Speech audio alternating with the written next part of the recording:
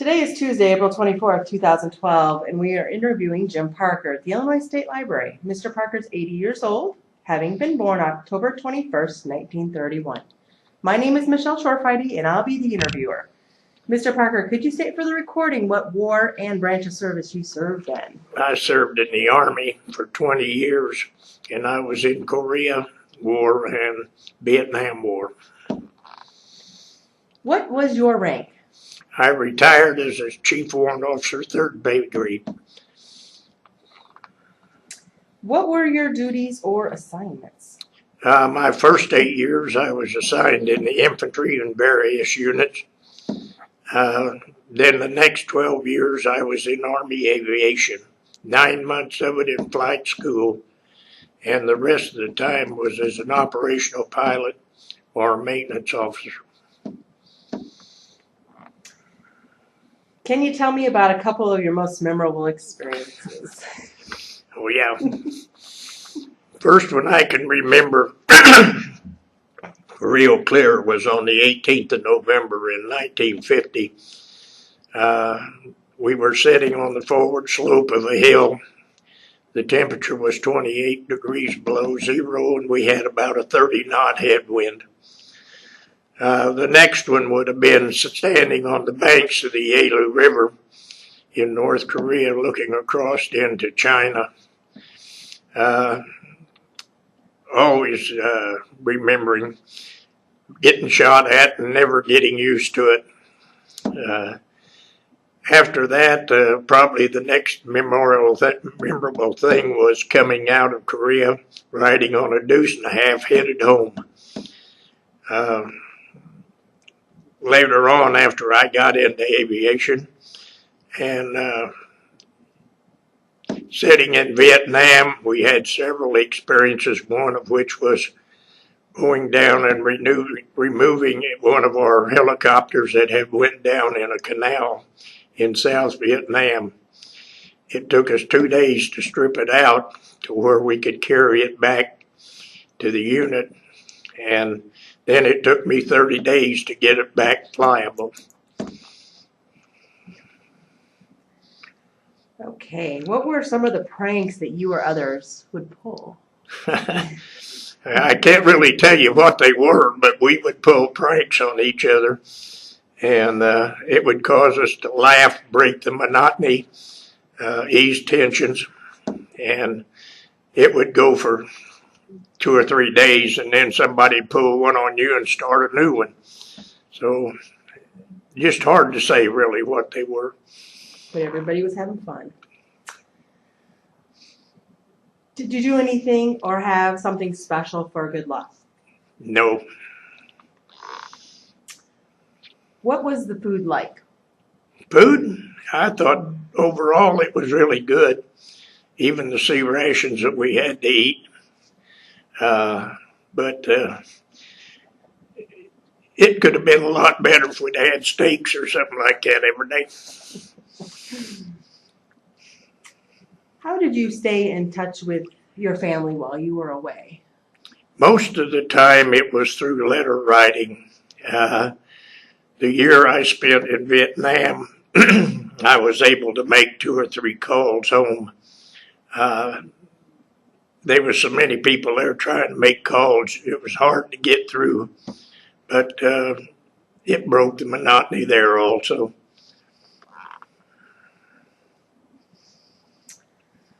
What did you do for entertainment when you were there? Well, where? Either one in Korea or Vietnam. Well, Korea, we didn't have much entertainment there. I did see, I think, 3 USO shows while I was there. Vietnam, I got to see 2 USO shows while I was there. The rest of the time, in peacetime, I was usually where we could see movies in theaters, go to the PX food shop and eat. That was about the extent of it. When I served in Germany, I got to see a lot of Europe, traveling while on leave to France, southern Germany, down into Italy, Japan, when I served there, we had one rest hotel that we could go to on the weekend. They had some sports there or some activities, skiing in the winter, swimming in the summer. Of course, they had hot baths in the hotel, natural hot baths, and they were too hot.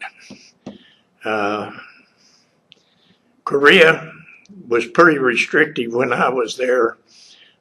We were north of Seoul, and about the only thing we had was a movie theater that we could go to there, and that was about the extent of it.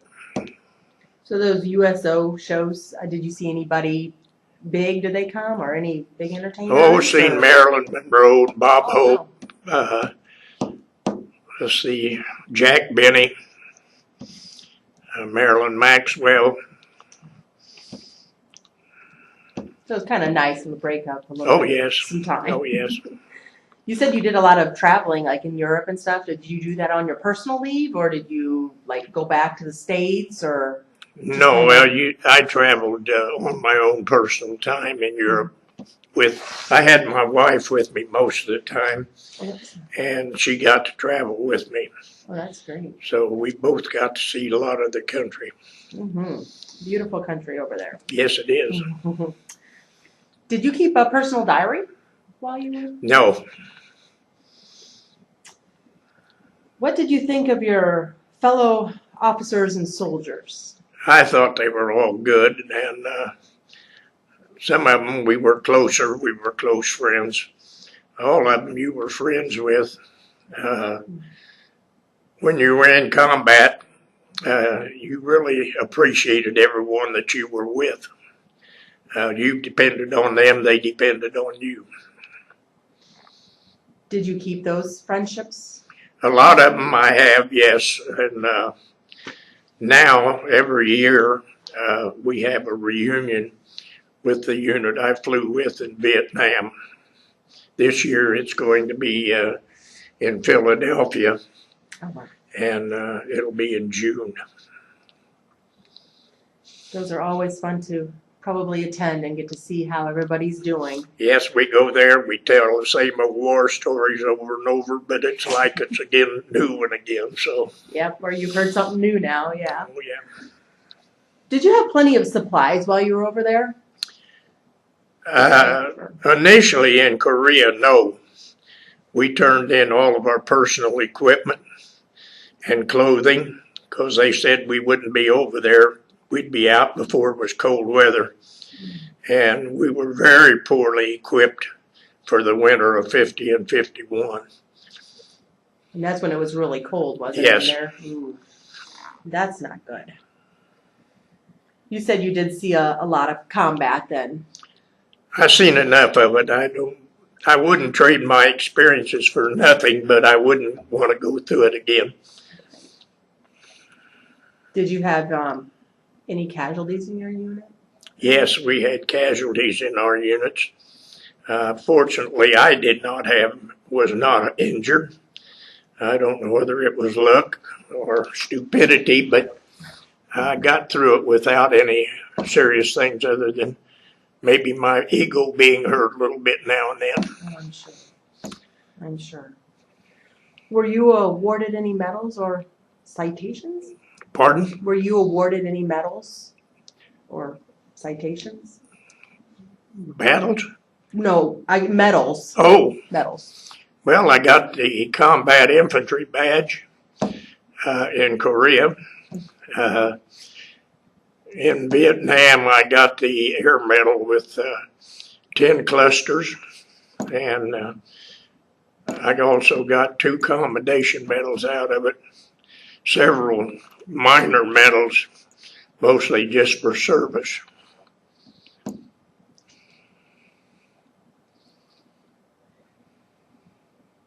How did you feel about leaving the service? At the time, I felt good about it. I've regretted it some since, but it's something that the camaraderie is so close that you miss it when you first come out of the service. You don't have that in civilian life. Right. Did your military experience influence your thinking about war or military in general?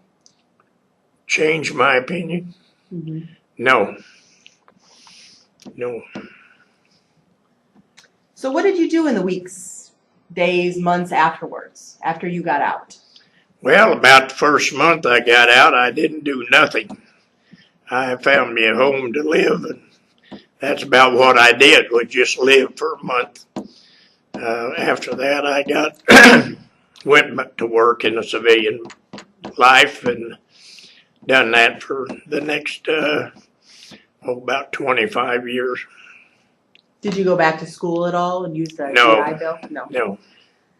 And what was your career? What did you do for the next 25 years? Well, when I first got out, I went to work at a hospital in the housekeeping department, and later on I ran the laundry and the housekeeping departments for about 12 years.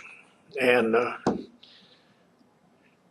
then after that, well, I had several small jobs, nothing big, just to get by with.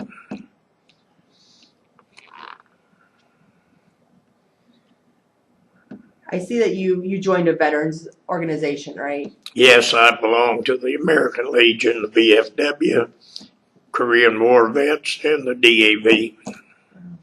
What kinds of activities do you guys do? I mean, Well, right now, the most we do anything is the Honor Guard, mm-hmm. which we have members from all of the units, all the veterans organizations. And we perform the military rites at funerals for veterans. And you said you're going to be attending reunions. Have you been doing them quite frequently after? I have since 2000. Since 2000. I've attended every year. It's almost like a high school reunion, right? Well, kind of, yeah. How has your service and experiences affected your life? Well, I think it sure made me more mature being in there. I was fortunate. I got a lot of responsibility early in my military career, and I kept it up and just learned more and more every day. Yes. Let's see. I know this next one has, do you have any photos you would like to share or tell us about? You probably don't have any audio. Is there anything that you want to tell us, like anything you want to share with us? Well, no, I don't have any photos with me. I have some at home that I get a look at every once in a while. I know they're trying to make a pretty big collection here, and stuff like that is really good. So if you'd like. A lot of the pictures that I have from early in my career, I've forgotten the names of the people that's in them. Some of the later ones, especially from Vietnam, I still know all the people that's in the pictures. Every year when we go to the reunion, I get to see, well, now there's two other guys that I've done a lot of flying with, our crew. Unfortunately, one of them passed away here a couple of years ago. So that brought it down. There's only 3 of us left now out of that crew. And we enjoy it. There's several of the other guys that was there that I had experiences with. They're associated with in the flights. And so it's just nice to get back with the old crews again. Oh, I'm sure. And you all share the same experiences, so you know somebody's not shooting you the bull. They're telling you the truth when they're talking. Let's see.